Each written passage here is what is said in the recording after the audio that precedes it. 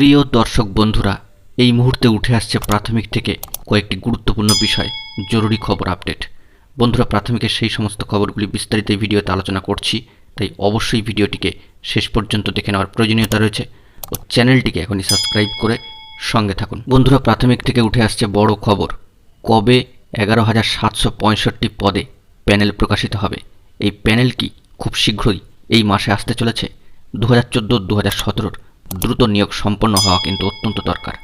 ইতিমধ্যেই বন্ধুরা আমরা সকলেই জানি যে প্রাথমিক শিক্ষা পর্ষদ বর্তমানে অনগোয়িং ইন্টারভিউ রিক্রুটমেন্ট প্রসেসে 18th ফেজের অর্থাৎ 18তম দফার যে ইন্টারভিউ নোটিফিকেশান সেটি কিন্তু প্রকাশ করে দিয়েছে।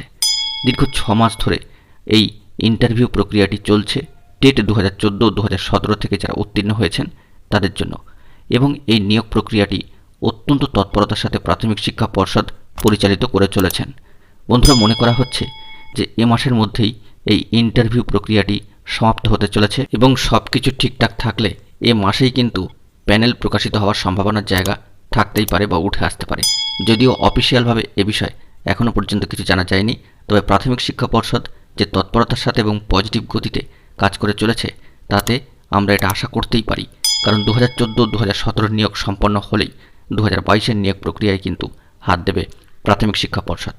এবং এই বিষয়টি আমাদের মাথায় রাখা দরকার যে 11,765 পদে বর্তমানে কোনো ধরনের বাধা বা আইনগত বা কোর্টের কোনো স্টে অর্ডার নেই।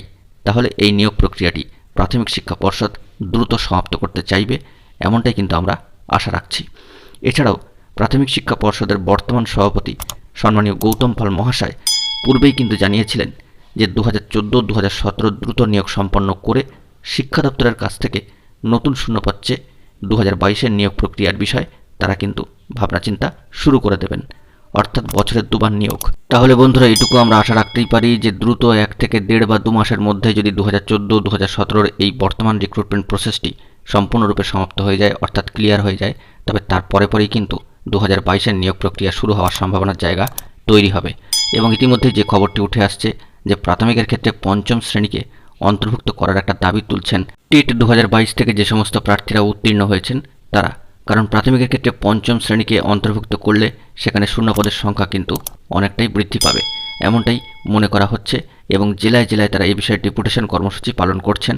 পরবর্তী ক্ষেত্রে তারা এই সমস্ত দাবি দেওয়া নিয়ে অবশ্যই কিন্তু এপিসি ভবন কর্মসূচি পালন করতে পারেন। তবে প্রাথমিকের ক্ষেত্রে 5ম শ্রেণী অন্তর্ভুক্ত হলে এর অনেকটাই সুবিধা রয়েছে, অবশ্যই শূন্যপদ কিন্তু বাড়বে এবং এইটি কিন্তু দরকার টেট 2022-এর নিয়োগ প্রক্রিয়ার ক্ষেত্রে। দেখা যাক বন্ধুরা, পরবর্তী ক্ষেত্রে কি গুরুত্বপূর্ণ খবর আপডেট উঠে আসে, সেই দিকে আপনার সকলের চোখ থাকবে। বন্ধুরা, গুরুত্বপূর্ণ অথেন্টিক নিউজ আপডেটগুলি পাওয়ার জন্য অবশ্যই এখনই চ্যানেলটিকে সাবস্ক্রাইব করে সঙ্গে থাকুন। ধন্যবাদ।